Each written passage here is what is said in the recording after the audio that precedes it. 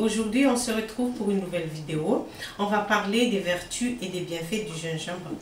Comme la dernière fois, je vous ai déjà dit que le gingembre est parmi les produits de beauté à avoir tout le temps sous les mains. Pourquoi?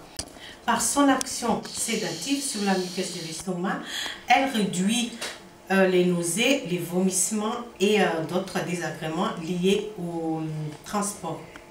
Et récemment, l'intérêt du gingembre a été cité par l'OMS contre les nausées des femmes enceintes. La racine aussi provoque une sensation de satisfaction chez la personne qui en consomme régulièrement. Troisièmement, le gingembre a des propriétés brûle-graisse et très recommandé pour certaines hygiènes alimentaires. Recommandé aussi pour réduire le ventre qui se voit souvent infecté par les inflammations et la mauvaise digestion.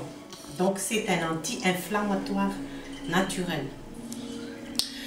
Cette racine pourrait aussi substituer la vitamine B6 prescrite pour les femmes enceintes.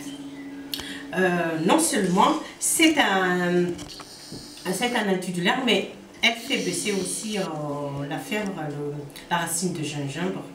Il a des vertus antibactériennes et antivirales aussi. Et surtout, c'est un tonifiant et un fortifiant. D'ailleurs, ses vertus aphrodisiaques lui viennent sa capacité de tonifier l'ensemble de l'organisme. Mais comment on utilise le gingembre? Le gingembre, on peut l'utiliser en tant que poudre qu'on rajoute dans certains plats pour relever un peu le goût, d'où le poulet au gingembre ou le bœuf au gingembre. Ça donne vraiment un goût très relevé, épicé, très bon. On peut l'utiliser aussi en huile essentielle pour faire certains massages, en diluant avec des huiles végétales, mais il n'est pas très conseillé pour les femmes enceintes. Et dernière raison d'utiliser, c'est pour ses vertus. Vraiment, c'est bien fait pour la santé. Et on peut l'utiliser aussi nature, la racine directement, en rajoutant avec les tisanes ou le thé que vous prenez souvent, surtout au début de l'automne et pendant la période hivernale.